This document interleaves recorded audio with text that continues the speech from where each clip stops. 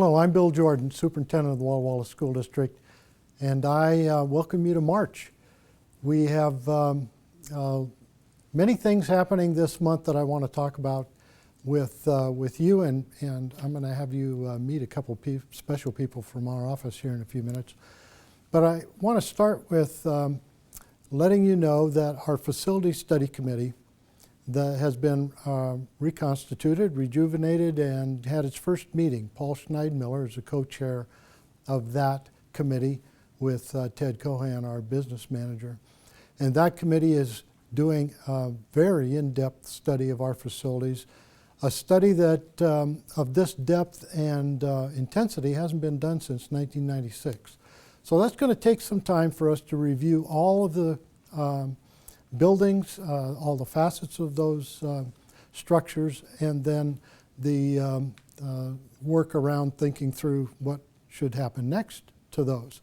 So that committee will be spending part of the summer in every facility and on every site reviewing all things facilities, and that'll be the foundation for the good work that'll probably wind up maybe about a year from now with recommendations to the school board. Before we move to my comments on the tests that are coming up, I want to make sure, even though it's a couple months away, that you remember we've had a mild winter, but the occasion that we took in November that canceled school will be made up on May 8th. So plans for May 8th, you may have to relook at those, reschedule, because kids are going to school that day where we anticipated they would be off. Well, the Common Core has a lot of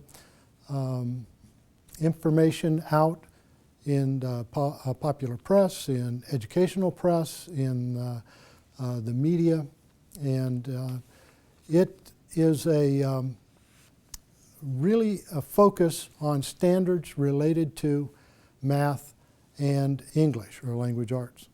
And the governors of the United States some years ago got together and determined they wanted to have consistent standards, high rigorous standards across the United States.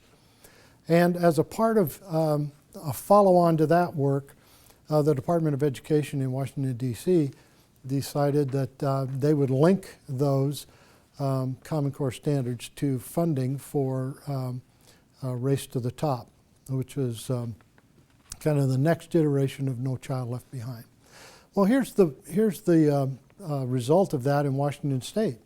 The legislature adopted those core standards, Common Core standards for language arts, English, and math, and school districts in our state are being asked to align their curriculums to that. Now, here we are.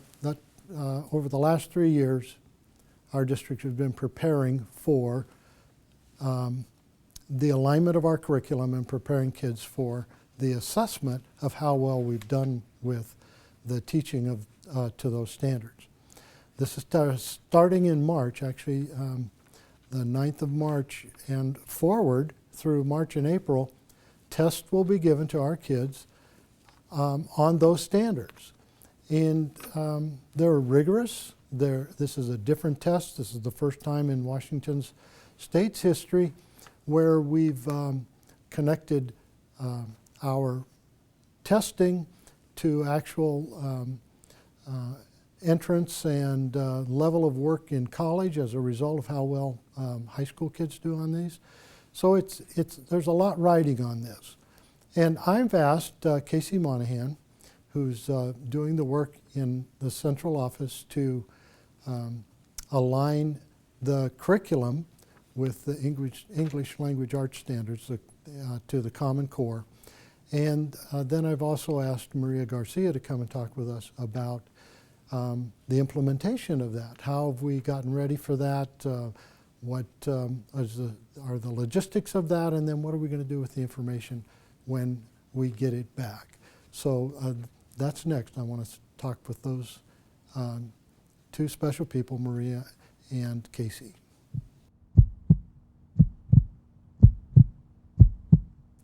I'm talking this afternoon with Casey Monahan.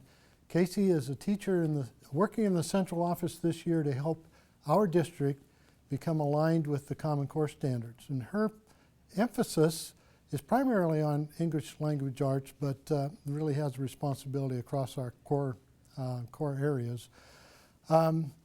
Casey is working with teachers to make sense of the Common Core and get our kids ready for this Smarter Balance test that's taking place this month. So Casey, tell me about your work and how that's making a difference. Well, I have the privilege of working with teachers kindergarten through 12th grade. And so my background being high school, initially I was a little bit apprehensive about my value all the way through the system.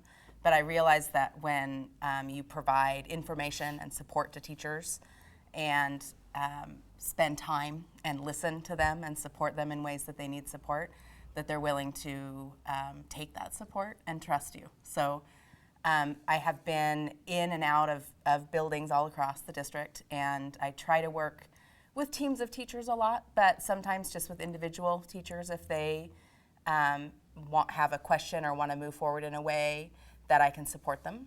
And an example of something that I will do is I initially worked with a team at Bernie on writing, and they invited me in because they wanted some of the new expectations around writing for Common Core are different than under our past learning standards. Mm-hmm. Students are asked to write an opinion essay, and the previous assessment and standards didn't ask that of students, and so teachers didn't know how do I teach students an opinion. So I went in and worked with them around what are some strategies for that, and then we looked at student writing, and they're just flying and really feeling supported. That's and exciting. like they're doing the right thing.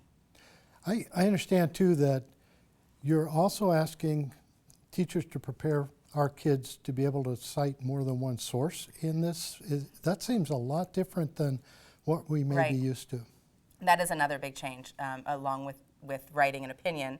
Students have to read two different articles, so it might be one article might be about a cat and another article about a dog, and then they have to write an opinion which pet would be a better pet, a cat or a dog, and they actually have to use evidence from sources to support their answer.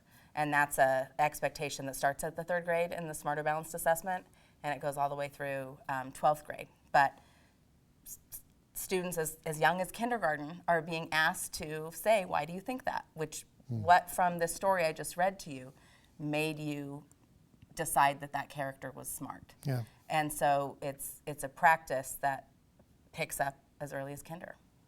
Good thinking strategies. Yes. So do you have a nugget of advice for parents or students? What would that be? A couple. The first is when your students come home and they are maybe a little bit feeling apprehensive or scared about the upcoming assessment, to really encourage them to try their hardest and to think that it's from trying, and even if we don't perform perfectly the first time, that process of trying and learning from our mistakes is actually how we all get better at whatever we do.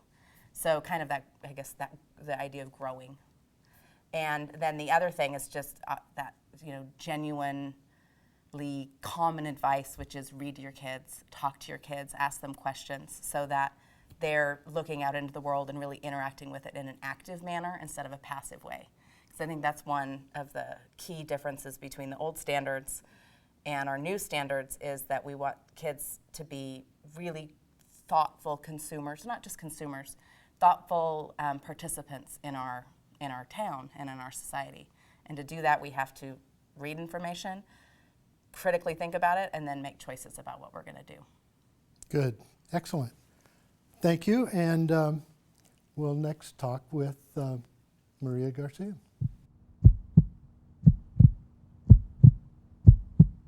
I'm talking with Maria Garcia. Maria coordinates the assessments for our school district. It's a big job. There's a lot of assessments we do across all grade levels, but today we're going to talk specifically about the Smarter Balance test that's coming up in March. And there's a lot of work that's been done. Casey told you about some of that. And Maria's going to talk with us a bit about how what is this what's happening in the classroom, not just what teachers are doing, but there's some other things that have to happen to get our kids ready for these tests. What are some of those? Yeah, you bet. Well, like Casey talked about, a large part of that getting ready for it is just the way the teachers are working with the kids and instructing around the Common Core state standards. But there's also getting the kids ready to understand how the technology of these new tests work.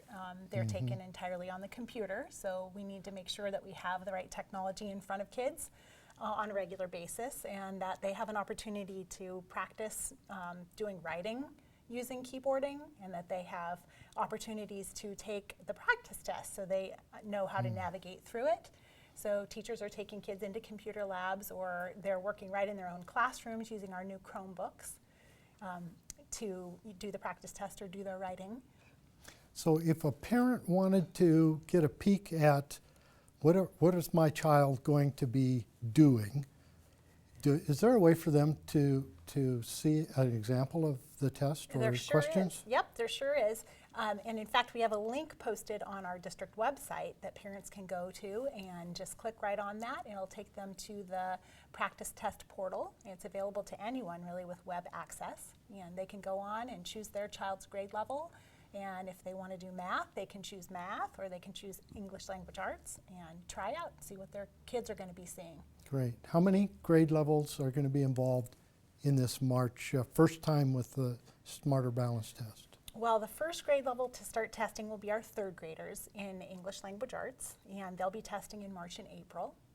And then after that, starting in late April, grades 4 through 8 will start testing in both math and English language arts. And then later in the school year, around the beginning of May, our 11th graders will be testing. So you've been working with Forrest Baker, our technology That's right. director. What are some of the things you've been talking about with him to get our classrooms ready for these tests? The technology department has been instrumental in getting us ready for this. So they've done a lot of work upgrading our wireless infrastructure, for example, so that we don't have any problems with connectivity during testing. Forrest and his team have done a lot of work to make sure the proper software is installed on all of our computers. And they've also done a lot of work to make sure the ratios, to communicate how many devices do we have per student in each of our buildings, so that people can plan accurately for how long testing might take. So they've done just a lot of really good behind-the-scenes work to make sure we're prepared. Okay. Now we've completed the tests. Their results are coming back. What's the expectation of you as a coordinator of assessment? What expectation do you have of teachers and principals what are they going to do with this data, and what do you expect to be done? Well, we're pretty excited in one respect about that. With our previous state tests, the MSP and the HISP, we had to wait clear until the end of August, usually, and sometimes early September, before we had any kind of results on how our kids did. With this new assessment, they're telling us that we'll have results within 2 to 3 weeks of completion of testing. So that's great. That means we get to act on the information we get more immediately than we have in the past. So we're in a good position in our district. We already have a pretty good data use infrastructure. We have a system to collect that data, and we have systems in place for teachers and principals to work together to look at student information on how they do on student achievement. So we're excited to be able to do that earlier rather than later this year. So we'll be looking for places where things are going really well, and hoping to capitalize on those things, and we'll be looking for areas of opportunity where we're ready to grow. Good. Any special nuggets that you have for parents, kids, staff, anybody who's paying attention to this? We've only got a few days now left before this all starts. I think my biggest hope is that everyone can take a few deep breaths and just know that everybody has worked really hard to prepare as best we can at this point, and that this is a new test, and we've got new standards, and anything new it takes time to get used to and to master. And so I just hope that we can have a positive testing experience this spring. Casey and Maria have worked hard to get everything ready, to get our staff ready, our kids ready, and to help make sense of this so that the best performance possible can be performed by our kids and that we can make sense of the results. I want to thank you very much, and we'll talk with you again in the future.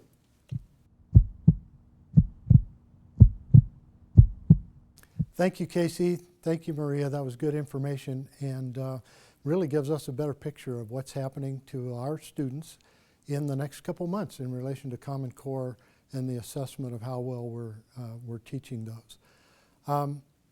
Congratulations to the Walla Walla High School girls basketball team.